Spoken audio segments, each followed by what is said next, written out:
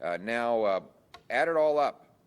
Can you afford a fourth Liberal term of $250 billion more inflationary debt? Can you afford that? No. After the lost Liberal decade? To pay for it all, he would have to raise taxes. There's no question he would reinstate the tax increases Trudeau had planned. He would raise other taxes, only on others, not on him. He would stash his cash in overseas tax havens. But over the last lost Liberal decade, Canada is heading in the wrong direction, and fast. And I don't know if you saw the story this week about the Liberal government actually published a report about how the country will look in 15 years. Now, this is important because what Liberals have been telling you is forget about the last 10 years of Liberal government. Pretend it didn't happen. That was then, this is now, the past is the past, forget about it. Well, what does the future look like? Not according to me, but according to them. Well, they published this report. And, it'd be nice, frankly, this is a jaw-dropping report to be published by the Government of Canada before the election. Future Lives, Social Mobility in Question.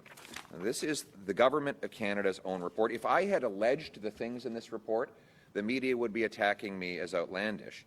But this is what the government says the future has in store on our current trajectory. And I will emphasize that this is their own words. This is what they have to say. I say that many times just so because the shock value of this report is so massive that you would find it hard to believe the things that they say. The report says that in 2040, more people may struggle to afford rent, bills, and groceries. On housing, in 2040, owning a home is not a realistic goal for many, and inequality between those who rent and those who own has become a key driver of social, economic, and political conflict. The report paints a terrifying picture of national spiral of depression and decline. It forecasts widespread mental health crises, quote, forcing young workers to actually leave the country. If young workers leave Canada, I'm quoting now, it may be harder to pay for the systems that support a growing number of older people. It says that people will lose faith in the Canadian project altogether, and this, the most startling comment of all, that food prices will become so unaffordable on the current path that people may have to start, quote, hunt, fish, and forage on public lands and waterways. Can you imagine in Canada where people are to the point where they can't even go into a grocery store anymore, and they actually have to go forage on public lands in order to scrape out an existence? This sounds incredible, like something from a post-apocalyptic television series like The Fallout, The Last of Us, but this is not that. It is a Liberal government forecast. And it's not for 100 years from now, it's for 15 years from now. Is that the future that you want for your kids? No. That is not change. That is more of the inflationary spiral the Liberals have brought us over the last decade. And Mark Carney will continue with every single policy he inherits from Justin Trudeau.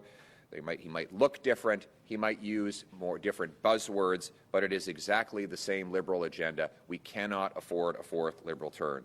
After 10 years of Liberal government, predictions about housing shortages, mental health crises, and a loss of hope for many Canadians is already the reality. It's funny, yesterday a CBC host was saying, well, are all of these terrible things in this government report really realistic? Could they really happen in 15 years?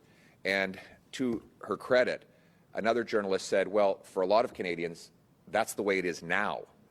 That's how desperate the situation has already become after 10 years of Liberal government.